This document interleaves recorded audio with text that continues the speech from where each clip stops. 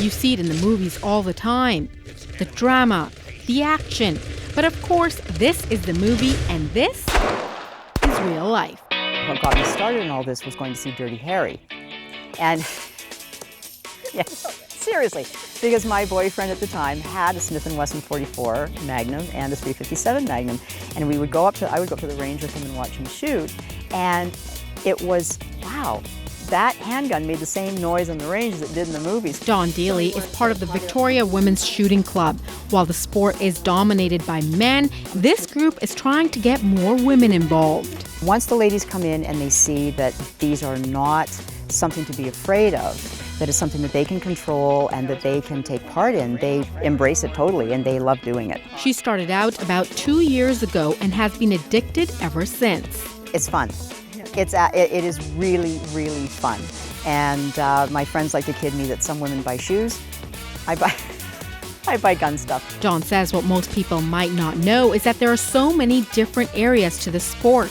There's a great deal of interest in black powder, which is historical, cowboy action shooting, same thing, police pistol combat, which is done now mostly by civilians, and long-range rifle, silhouette shooting. Women like Allison Walker, who is also part of the club, say it's a challenging sport and like nothing else out there. I wanted to get into a sport that is sort of kind of different today, you know, that's not like the other sports that we usually have, baseball or that, but something that kind of was inspiring me to take on a little bit of a challenge. And the most important part?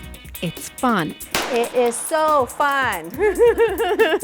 Can't go wrong with it, as long as you're practicing safety first. Before I get my finger on the trigger, Dawn gives me a quick lesson in safety and then some pointers. Close your eyes, and whichever eye has that target in the center of your hands is your dominant eye. She has 3 firearms for me today, a handgun, a rifle, and then this. This is one of my babies. I love this old rifle to death, but it's pretty beat up. It's been through the wars. So here we go. So you don't hold your breath, right? You don't jerk the trigger. You just pull it back and squeeze it. Well, that wasn't so bad. Kind of empowering. Then we move on to this. A bit easier with a scope so I can actually see what I'm hitting. And finally, one more.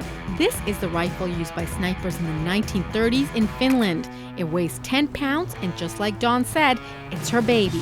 Having a rifle that you know has been part of a pivotal battle in a particular war and what it did, you know, and the role it played, that for me is what's really exciting. Pull, there you go. Oh, wowza. Well, that's got a kick to it. The one thing that Dawn and Allison stress is that this is safe if done right. If it's done properly and it's done safely, and you know your P's and Q's, the danger is minimal. And if you want to check this all out and see what it's all about, they welcome you to come on down to the range and get in touch with the club. In Victoria, I'm Sucheta Singh. Wowza.